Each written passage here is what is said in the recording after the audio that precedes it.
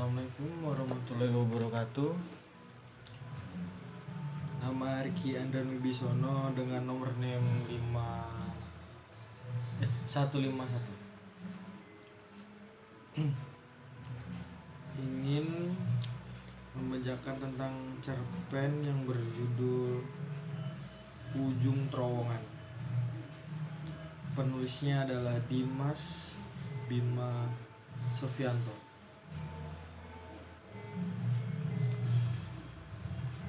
Tahun 2023. Keributan kembali terdengar bersautan di rumahmu. Berbagai benda telah dicampakkan ke lantai hingga pecah belah. Piring, mangkuk, gelas, meja, kursi, bahkan piala-piala yang sudah susah payah kau dapatkan. Teriakan-teriakan tak kunjung mereda, bahkan hingga tengah malam. Butuh beberapa keras lagi hingga gendang telingamu tak tahan dan mengeluarkan darah. Suara ibumu yang melengking terdengar hingga 3 rumah tetanggamu. Suara bapakmu yang berat dan kasar menambah gaduh. Sedang kau mengunci diri di kamar seperti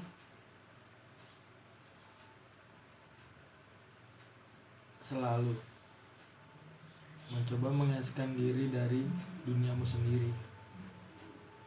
Kau mengalihkan keributan dengan berusaha keras memoleskan pensil warna pada kertas, menggambar segala yang indah-indah dalam bayangmu.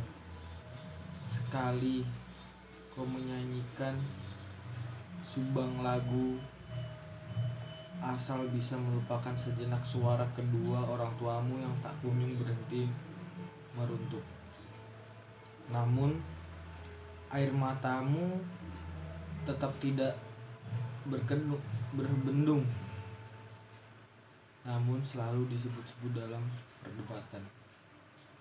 Piala-piala yang kau raih tak juga menambah harapan mereka. Ibumu ingin kau hafal sebanyak mungkin juz dalam kitab suci, sedangkan bapakmu ingin kau menguasai banyak bahasa asing. Hingga akhirnya kau sendiri yang merasa terasing dengan perilaku dan perlakuan mereka. Semua harapan yang disandarkan padamu hanya penyamaran bagi susutnya cinta mereka yang gugur, selayaknya daun saat kemarau. Kau tahu sebab orang-orang asing bergantian datang ke rumahmu saat salah satu dari mereka sedang tidak ada di rumah. Bila mana yang pergi adalah ibumu, datanglah seorang wanita dengan riasan berlebihan ke rumahmu. Bawa seragam makanan mahal yang tak biasanya kau makan. Dia akan mencoba begitu keras untuk dapat bincang denganmu, meski kau tak mengacuhkannya. Jika ayahmu sedang tidak ada di rumah, datanglah seorang lelaki bergamis dengan kopiah putih.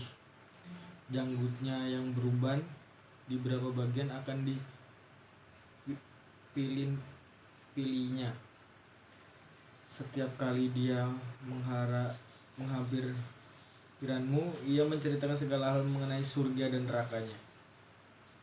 Itulah yang mendorongmu untuk pergi jauh, mendatangiku, menanyakan rumor terowongan yang pernah katakan padamu. Mitos terowongan di bawah jembatan Gondolayu yang bisa menembus ke sembarang tempat di kota ini. Kudengar terowongan itu bisa tembus ke beberapa sekolah di sekitar Kota Baru, di rumah sakit Bethesda dan beberapa bagian keraton. Bahkan beberapa orang mengatakan terowongan itu dapat ditembus ke pantai selatan. Kabarnya Terowongan itu sempat digunakan oleh orang-orang pribumi saat Belanda masih menduduki kota ini, menjadi rute pelarian bagi para siswa dan pasien rumah sakit yang gedungnya terhubung dengan terowongan. Untuk menyelamatkan diri dari gempuran agresi militer Belanda. Selain itu, karena kode seringkali digunakan oleh Ratu Pantai Selatan sebagai jalan pintas menuju Merapi, maka terowongan yang terletak tepat di dinding sungai itu juga menjadi semacam pemberhentian baginya. Namun kau seperti tidak mendengarkan penjelasanku saat kukatakan padamu simpang siurnya informasi mengenai keterangan terowongan itu beberapa waktu silam. Memang ada beberapa pekerja pelebaran jalan yang menemukan bibir terowongan, tapi penemuan mereka tidak begitu diketahui oleh masyarakat luas. Karena tak lama setelah penemuan terowongan itu, terowongan tiba-tiba ditutup kembali oleh entah siapa. Keberadaannya kini tak lagi terdeteksi. Hanya berisi beberapa benda yang kurang dapat dipercaya mengenai letak terowongan itu. Dengan tidak terduga, wajahmu malah menampakkan binar. Matamu berkilat-kilat seakan telah menemukan jalan keluar di seluruh penderitaanmu. Suara penteriakan orang tua yang terus bergema di kepalamu, bahkan saat mereka tidak lagi berbicara. Suara yang menggerogoti kewarasanmu. Dengan memasuki terowongan, aku akan pergi tanpa membuat gaduh, hingga secara misterius mungkin bisa lebih menyadarkan mereka akan pentingnya keberadaanku, kataku bersemangat. Aku sudah menyiapkan banyak alasan agar bisa menolak ajakanmu mencari terowongan sewaktu-waktu. Namun, aku secara tiba-tiba menyisirnya dengan bantuan kali kode tanpa memberitahuku. Mengikuti pananda yang diembuskan oleh rumor-rumor, menemukan sepasang pohon pisang yang tumbuh tepat di sisi tiang penyangga jalan Gondolayu. Meraba-meraba tiap dinding sungai yang berada di baliknya. Kau menemukan dinding yang terasa terjal. Ada rongga di dalam dinding itu, jemarimu mengetuk-mentuknya perlahan. Tumbuhan rambat yang menutupi dinding itu kemudian segera kau cabut hingga habis dengan tangan kosong. Batu kali kau bawa dari benturan sungai ke bentur-benturkan ke dinding sungai itu hingga berlubang. Dirimu terbatuk-batuk menghirup bau anyir yang menyerap penciumanmu, seperti bau mayat yang dibiarkan begitu lama hingga menyatu dengan dinding-dinding terowongan. Dinding gelap berlumut yang terasa begitu lembab. Senter kecilmu berusaha menerangi tiap bagian terowongan yang terhitung luas. Selebar rentangan tangan dua orang dewasa. Tampak genangan-genangan air keruh pada lantai batu. Semakin dalam kau masuk ke terowongan, udara menjadi semakin lenyap dan pengap. Bernapas menjadi suatu usaha yang sulit untuk kulakukan, sebab sesekalinya aku harus menahan nafas demi menghalau bau anyir dan lumut yang berbaur. Setelah beberapa ratus meter berjalan, tampak olehmu secercah cahaya kuning yang berbendar putar.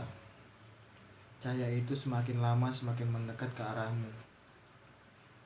Ada suara tapak kaki yang mengiringinya, gesekan sepatu dengan lantai batu. Hingga saat sentermu menyorot cahaya kuning itu, tampak seorang laki-laki seumuranmu membawa dian di tangan kirinya dan bambu dengan ujung runcing di tangan kanannya, hingga tampak kusam tercoreng debu dan tanah pada kemeja putih yang dikenakannya. Tampak luka yang sobek mengeluarkan darah.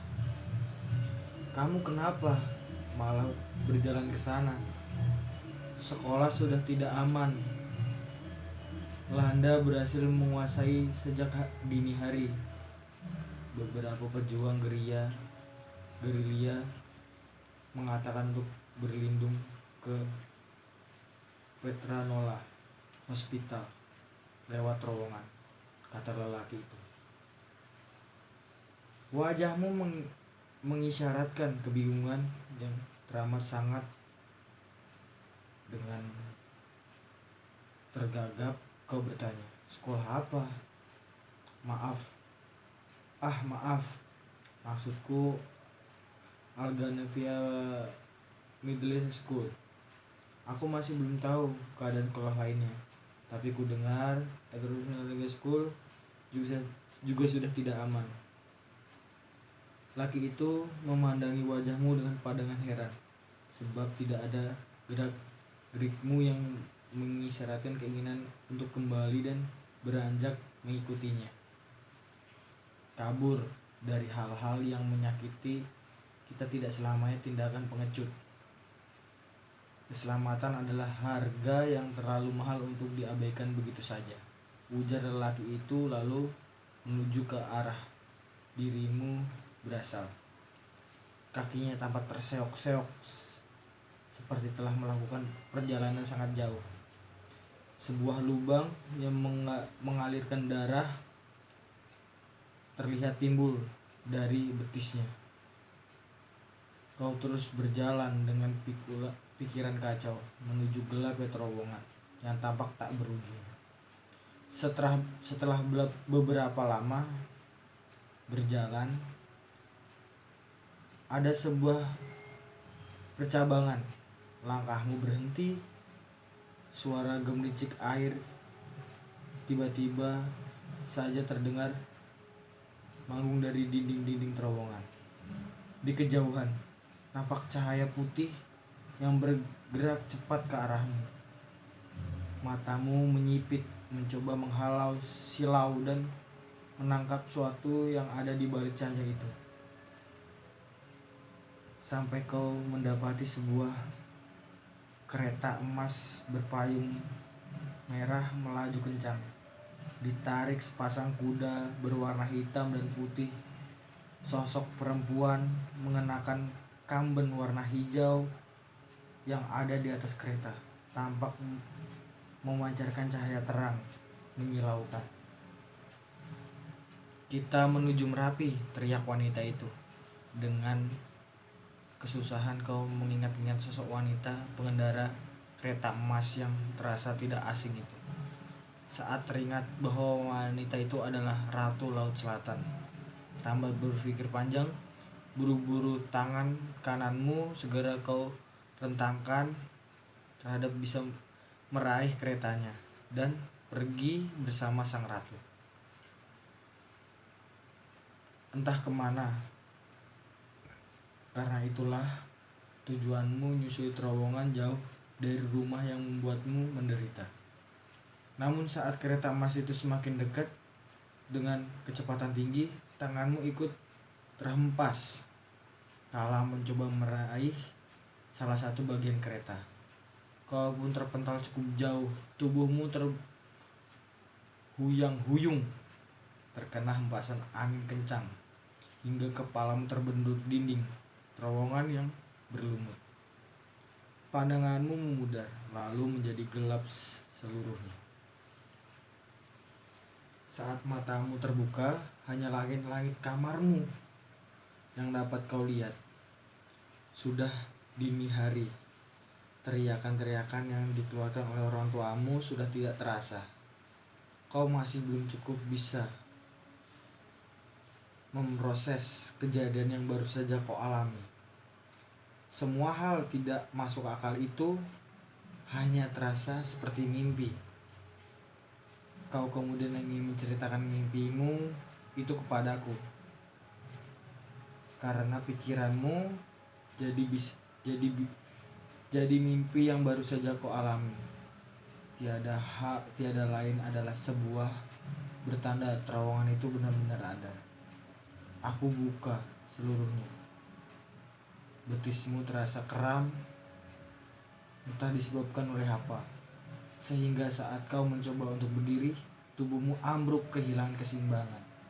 Dengan sisa-sisa kesadaran, kau masih melihat banyak benda-benda di sekitarmu berserakan. Bahkan kini bertambah lebih banyak. Benda-benda elektronik hancur. Pintu kamarmu hanya menyisakan satu engsel, seolah habis didobrak paksa, seperti baru terjadi perang. Kau melihat sabuk hitam milik ayahmu tersampir di ujung ranjang, hingga pisau dapur yang tak ada di tempatnya. Namun, ada suatu hal yang mengganjal. Pada benda-benda itu terdapat bercak darah. Kau bangun dan berjalan dengan terpincang-pincang menuju rumahku yang bersebelahan dengan rumahmu. Kau tak berdaya dan hilang kesadaran tempat di depan pintuku. Setelah 3 hari penuh tak kesadaran diri, akhirnya kau siuman.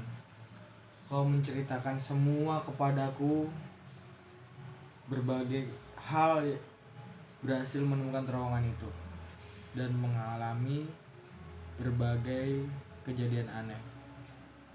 Cerita itu kau tutup dengan mengatakan bahwa semua penemuan itu hanyalah mimpi, karena tiba-tiba saja dirimu terbangun dengan semua luka itu. Kau tidak benar-benar ingat luka-luka itu karena tersambar kereta emas Ratu Laut Selatan, atau karena tangan-tangan kasar orang tuamu. Keduanya samar seperti impian semesta. Tapi justru karena itu mimpiku percaya bahwa terowongan itu benar-benar ada di bawah jembatan Gundolayu. Mimpi yang kau alami pasti adalah sebuah bertanda. Sambungmu kemudian. Aku hanya mengangguk-angguk mendengarkannya. Aku lalu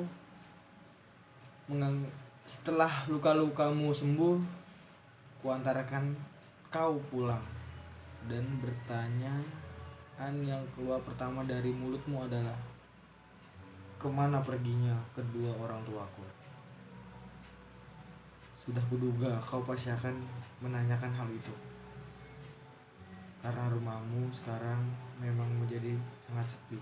Ya, rumahmu menjadi langgang semenjak kepergianmu. Berapa kali kau tidak tahu bahwa perjalanan yang kau jalani dalam terowongan itu mungkin saja benar-benar terjadi. Karena malam itu, setelah berdebatan orang tuamu telah mencapai puncaknya, mereka datang kepadamu dengan berbagai benda di tangan mereka. Kemarahan yang tampak di dada mereka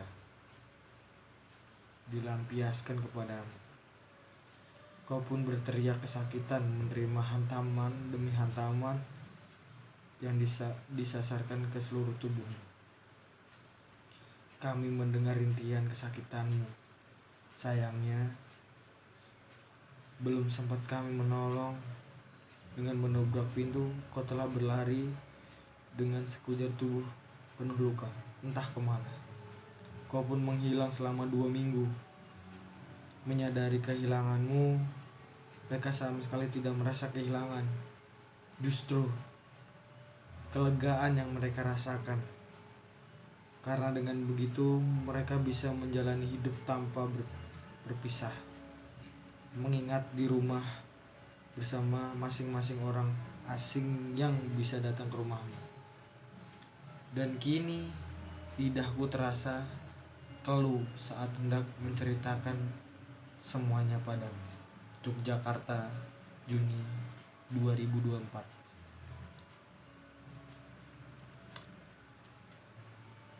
Nah, jadi di cerpen yang berjudul tentang Ujung Terowongan, mitosnya terowongan itu berada di mana ya?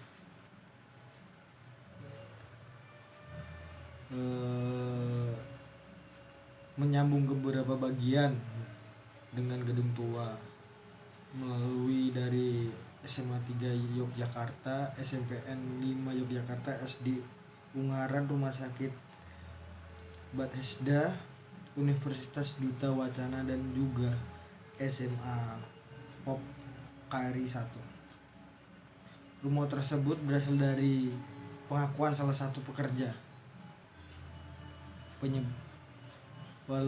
Pelebaran jalan Jembatan Gondomayu pada tahun 2002 yang mendapati beberapa bagian terowongan tersebut. Di bawah jembatan tercium bau anyir dan terowongan ini tampak lama terowongan itu ditutupi kembali. Namun terowongan misterius sampai saat ini. Entah adakah terowongan itu apa tidaknya ya untuk kembali lagi kepada masing-masing orang. Menurut aku cerita yang berjudul Ujung Terowongan, penulisnya Dimas Bima Sofianto, cukup menarik untuk dibahas dan untuk kita telaah. Di cerpen ini menceritakan tentang perilaku seorang orang tua yang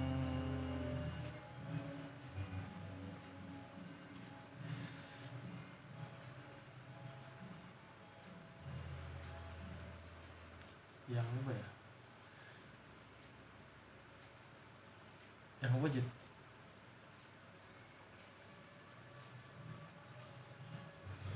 Yang pokoknya yang bercerai-berai gitu. Jadinya si aku lirik ini kayak merasa jiwanya terguncang, hatinya hancur dan semuanya. Jadinya dia kayak merasa bermimpi memasuki sebuah dimensi yang dimana terowongan, ujung terowongan itu yang bisa menembus ke ya berbagai bangunan di Jogja gitu. Jadinya salah satunya ya tadi, apakah si aku lirik ini dia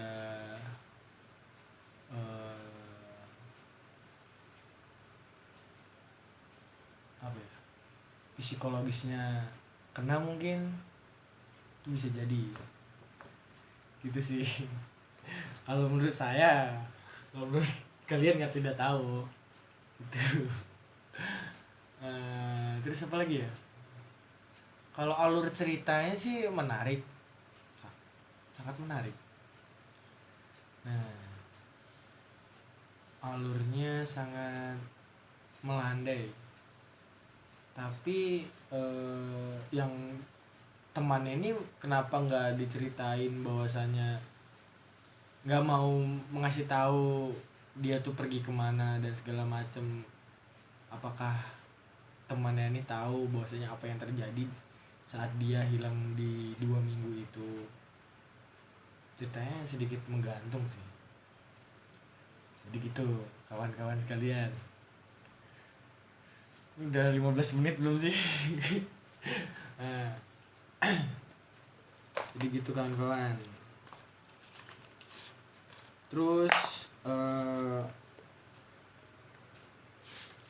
kita nggak tahu ya, ini bisa jadi penulisnya sendiri yang merangkai sebuah mahakaryanya menjadi sedemikian rupa.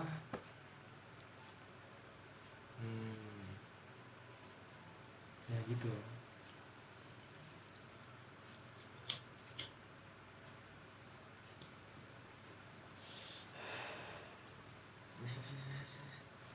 Nah jadi gitu kawan-kawan.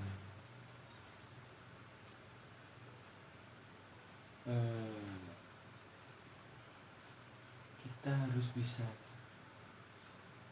memaknai arti kehidupan. Dan di sini pun telah diterangkan bahwasanya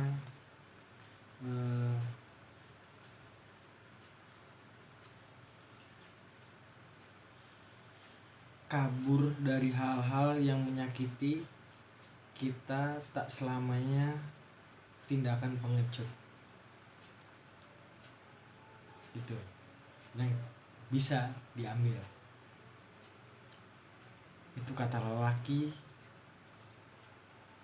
yang di terowongan tersebut. Jadi yang kita harapkan, jangan mudah terlalu memikirkan diri sendiri. Itu kawan-kawan.